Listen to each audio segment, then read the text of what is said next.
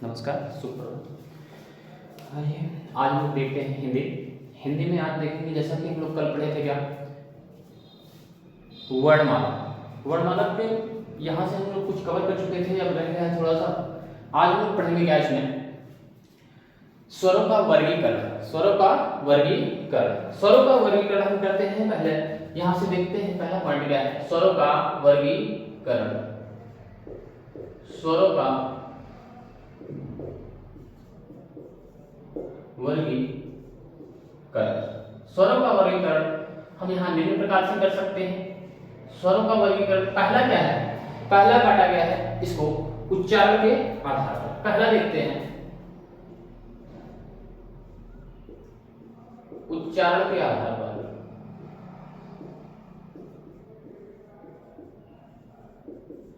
उच्चारण के आधार पर, उच्चारण के आधार पर हमारे पास यहाँ बांटा गया है, जैसे निम्न प्रकार से। जिस तरह से अभी हमने यहाँ से देखा है कि हमारे पास क्या है, जब हम उच्चारण करते हैं तो इनका आवाज, ये ध्वनियां निकलती कहाँ से, ये ध्वनियां निकलती कहाँ से हैं, इन्हीं के बारे में हम थोड़ा सा संपर्क करेंगे, यहाँ से जानते हैं उच्चारण के आधार पर। सबसे पहले हम यहाँ देखेंगे, हमारे पास पहला क्या है, छोटा आ और बड़ा।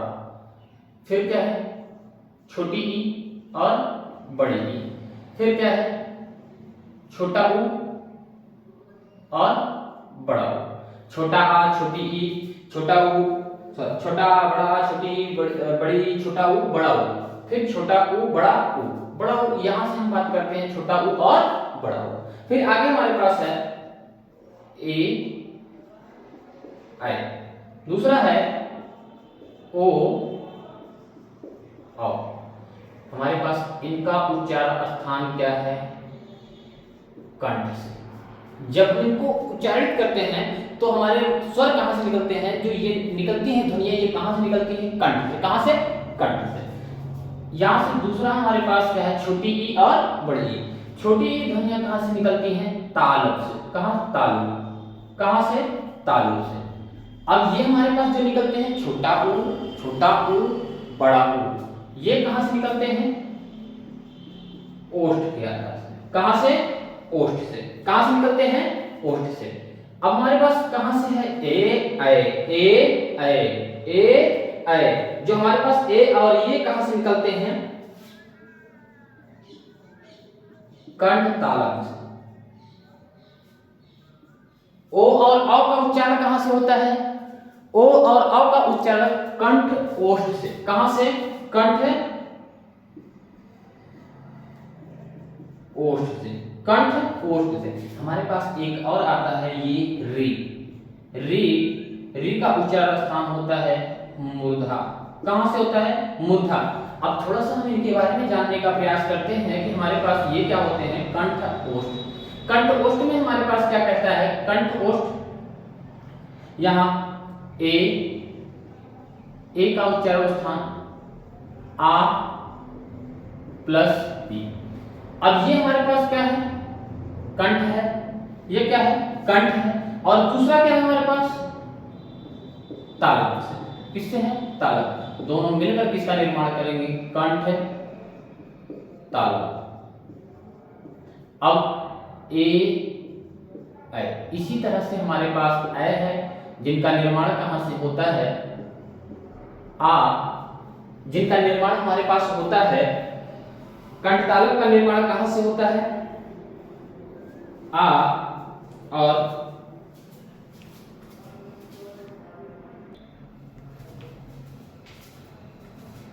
आ प्लस ए ऐ। ये हमारे पास क्या है, कंठ। और यहां पे हमारे पास हमने बताया क्या है, ए हमारे पास जो छोटा आ है वो क्या है, कंठ। ए क्या है, कंठ ता। ए क्या है, कंठ ता। यहां से हमारे पास जो मिलता है, ये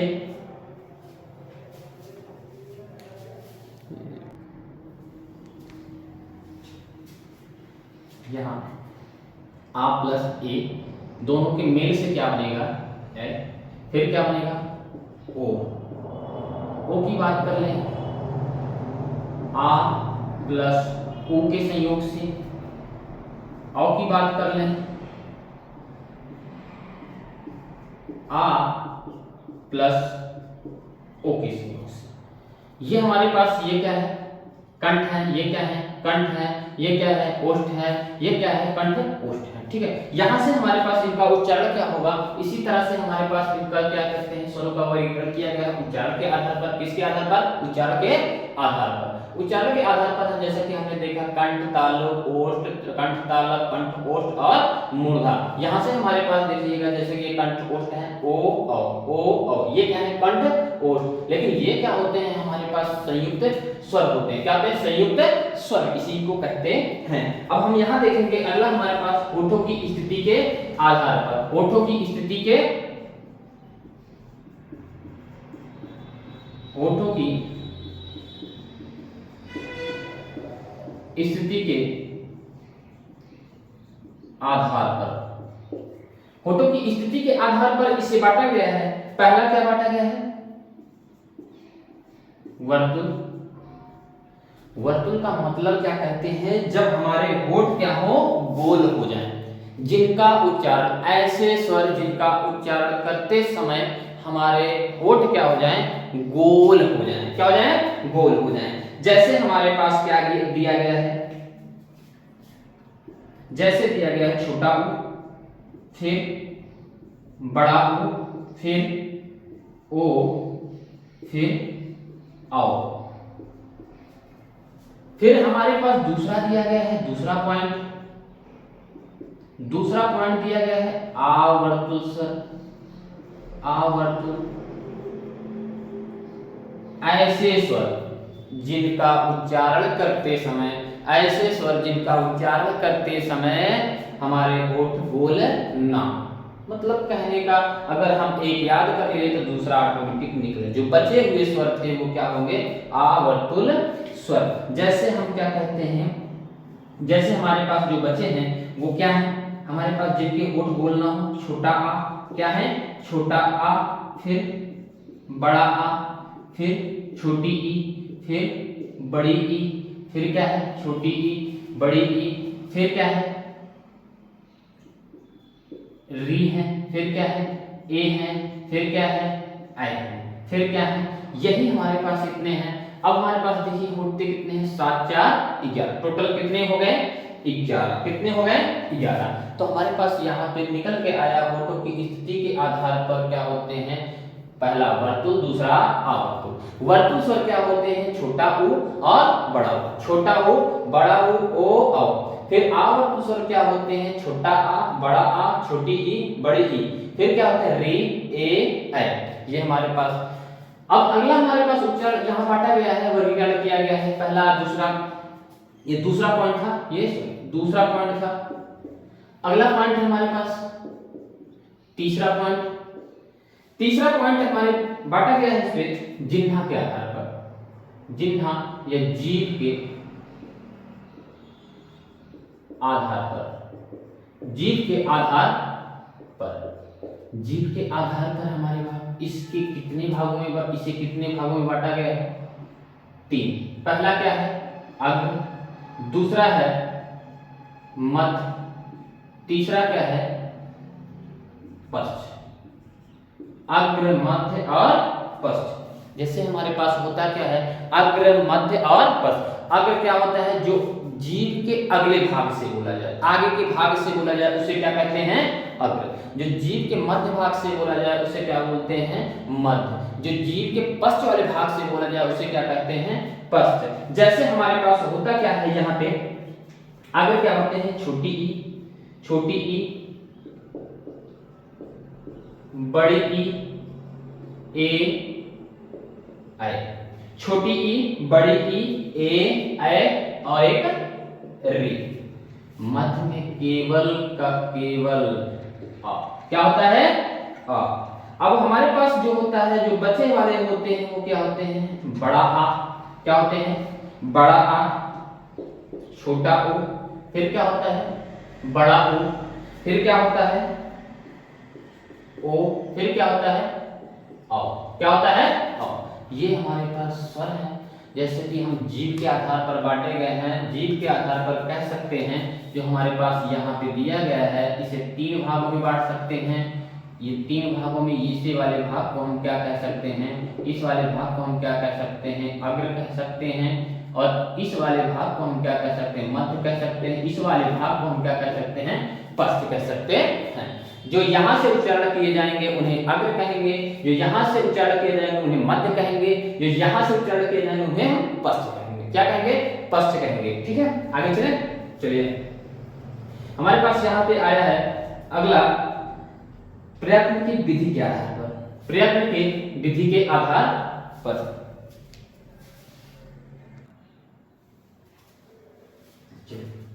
आगे चलते हैं, आगे चलते हैं। यहां देखते हैं हम प्रयत्न के आधार पर,